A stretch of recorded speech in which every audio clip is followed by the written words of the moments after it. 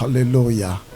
Nous voulons bénir le Seigneur parce qu'il est le maître des temps et des circonstances. Seigneur, avant que je vienne au monde, avant que tous ceux qui me suivent viennent au monde, tu les connaissais.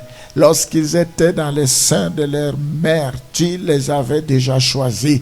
Je te bénis parce que nous sommes le choix de Dieu. Oh Seigneur, tu nous as créés à ton image et à ta ressemblance. À aucun des anges, tu as dit qu'ils sont tes fils, mais nous, tu nous appelles tes filles et tes fils éternels. Je te bénis parce que tu nous as fait confiance. Nous sommes ouvriers avec toi, co-héritiers avec Christ. Je te glorifie, Seigneur. Je te bénis, je te loue parce que nos vies sont cachées entre tes mains dans les lieux célestes. Seigneur, je m'associe à tes paroles dans Jérémie où la Bible dit les projets que tu as pour nous sont des projets de bonheur et de malheur. Les projets que tu as pour nous ne sont pas des projets de malheur, mais plutôt ce sont des projets de bonheur, de paix. Tu as de l'avenir et de l'espérance pour nous. Je te bénis pour cela. Oh, tu veilles sur ta parole. Tu es plus que fidèle. Tu es un Dieu d'alliance. Tu ne peux jamais trahir ton alliance. Seigneur, tu restes fidèle. Quel que soit le temps, tu restes fidèle, même si nous sommes infidèles, mais toi tu es fidèle. Je te bénis parce que c'est toi qui nous as choisis premièrement. N'est-ce pas, ta parole déclare, c'est moi qui vous ai choisi et ce n'est pas vous qui m'avez choisi. Je te bénis parce que ton choix a toujours été parfait. Tu n'as jamais échoué. Celui que tu choisis peut avoir des imperfections, peut avoir des défauts, mais tu nous tends vers la perfection. Ce n'est pas que nous avons déjà atteint le but, mais nous courons vers le but en oubliant ce qui est déjà passé. Nous courons non pas comme à l'aventure, non pas comme battant l'air. Oh, gloire à Dieu. Je te rends grâce, je te bénis, je te loue. Merci Seigneur, merci Papa. Alléluia. Oh, Rasantara Bashi, Rikamana Santaraba Kotorobashi, Ena Santarama Yakababa. Je te glorifie, Seigneur. Je te bénis. Merci parce que ma vie est entre tes mains. Je t'adore. Je te rends grâce. Béni pour ces moments. Sois béni pour ces moments, Seigneur. Sois exalté pour ces moments. Reçois la gloire. Merci, Seigneur. Je te bénis parce que sur la croix, tu as dit tout est accompli. Merci parce que tu as payé le prix. Merci parce que tu as accepté de souffrir à ma place. Tu as accepté de porter la malédiction pour que moi je sois dans la bénédiction. Merci Seigneur pour tout ce que tu as accompli. Innocent que tu étais, tu as accepté. Oh Seigneur, on t'a amené comme une brebis qu'on a menée à la bergerie. Oh, qu'on a mené à l'abattoir. Oh, sois glorifié Seigneur. Merci parce que celui qui est à toi, il est plus fort que celui qui est à nous. Il est plus fort que celui qui est sur la terre. Je te glorifie. Je bénis cette journée, cette occasion, ce moment, Seigneur. Dirige toutes choses, prends le contrôle. Ton royaume est indivisible. Ton royaume, c'est un royaume de paix. C'est un royaume de justice. C'est un royaume de joie. Seigneur, j'ai besoin de ta joie. Tes enfants ont besoin de la joie, besoin de la paix, besoin de la patience, de la douceur, de la maîtrise de soi. Bref, le fruit de l'esprit, que ce matin, que cela leur soit accordé par la foi, que cela leur soit accordé au travers de ta parole, que cette parole puisse apporter un rafraîchissement, que cette parole puisse apporter une nouvelle impulsion, une nouvelle dynamique, Seigneur. Nous voulons avancer dans des eaux profondes avec toi. Oh Seigneur, nous voulons aller beaucoup plus loin. Nous ne cesserons d'être étonnés par l'ouvrage de tes mains, d'être étonné de ce que tu continues à faire. Nous croyons que tu agis encore et encore. Seigneur, nous n'avons rien à nous inquiéter parce que nos vies sont entre tes mains. Il n'y a rien qui peut nous séparer de ton amour. Je te bénis. Tu es celui qui ne dort ni ne sommeille. Même si nous traversons l'ombre de la vallée de la mort, tu es avec nous. N'est-ce pas? Tu as dit, je ne vous délaisserai point, je ne vous abandonnerai point. Sois béni ce matin. Alléluia. Sois glorifié, mon Dieu. Sois exalté, Elohim. Sois loué, Saint, très Saint Père. Merci. Merci, Papa. Merci, mon Dieu. Merci. Merci, Seigneur. Je te bénis à jamais. Au nom de Jésus, nous t'avons ainsi prié. Amen. 1 Jean chapitre 2, verset 15 à 16. N'aimez point le monde, ni les choses qui sont dans le monde. Si quelqu'un aime le monde, l'amour du Père n'est point à lui. Car tout ce qui est dans le monde, la convoitise de la chair, la convoitise des yeux et l'orgueil de la vie, ne vient point du Père, mais vient du monde. Nous voyons, quand nous cédons à la convoitise de la chair, à la convoitise des yeux et à l'orgueil de vie. Ce sont des choses que j'ai eu à parler à long et à large dans mon précédent enseignement concernant la tentation. Je ne vais pas m'atteler encore sur ça. Si nous aimons le monde, le plaisir de ce monde, la Bible dit n'aimez point le monde ni les choses qui sont dans le monde. Celui qui aime le monde devient ennemi de Dieu. Voilà comment nous péchons. Voilà comment nous donnons la force au péché, la force qu'il n'a pas. C'est possible que nous puissions vaincre le péché. Sinon, la prédication de la croix n'a plus de sens. Sinon, la mort et la résurrection de Jésus-Christ n'a plus de sens. Sinon, le sang de Jésus qui a coulé une seule fois depuis jusqu'à aujourd'hui n'a plus de sens, alors que cela reste valable. Mes bien-aimés, soit c'est nous qui avons le problème, soit nous n'avons pas compris notre part de responsabilité. Jésus a déjà accompli sur sa part. Sur la croix, il a dit tout est accompli. Il faut que nous puissions accepter par la foi, que nous croyons par la foi que Jésus a vaincu le péché, que nous ne sommes plus esclaves du péché. La Bible dit, si le Fils m'a franchi, vous serez, si le Fils vous a franchi plutôt, vous serez réellement libre. Vous serez réellement libre. Vous serez réellement libre.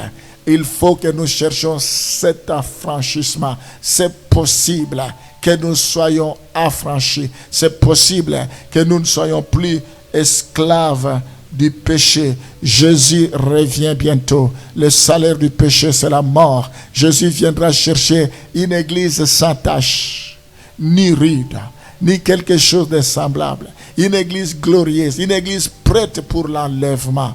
Ce n'est pas parce que nous fréquentons l'église que nous serons sauvés. Non, nous serons sauvés, c'est par rapport à notre relation avec Dieu.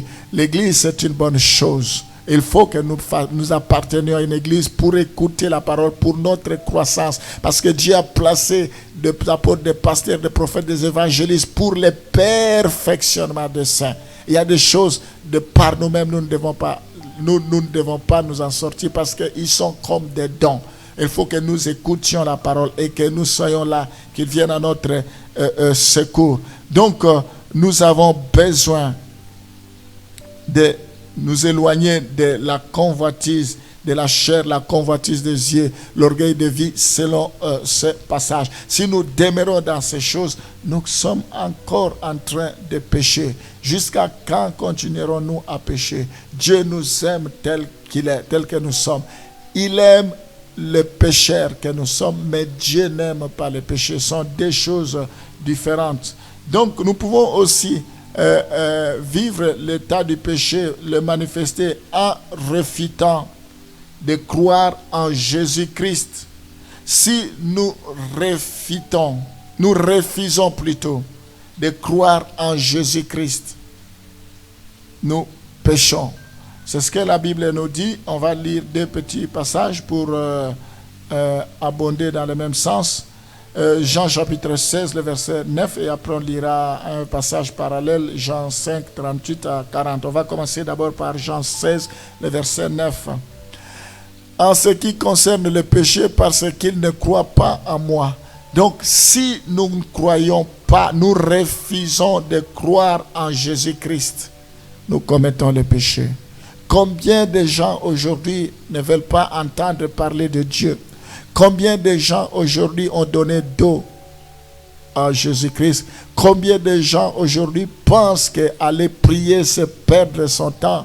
C'est parce que nous n'avons rien à faire. S'ils pouvaient savoir, je pense que c'est une erreur, une mauvaise façon d'aborder les choses. Ceux qui viennent prier, c'est parce que nous avons compris que c'est Dieu qui donne du sens à notre vie. C'est parce que nous savons que sans Dieu, nous ne pouvons rien. C'est parce que nous savons que Dieu nous a créés pour un but et que nous aurons des comptes à rendre. Non pas seulement ceux qui prient, mais tout le monde, même ceux qui ne prient pas.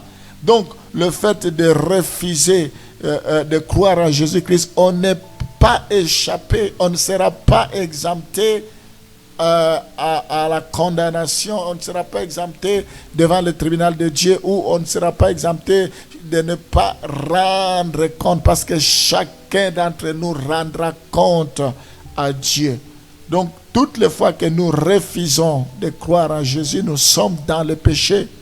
Il est plus que temps pour que nous commençons à croire sérieusement, que nous posions de bonnes questions, que nous regardions vers la bonne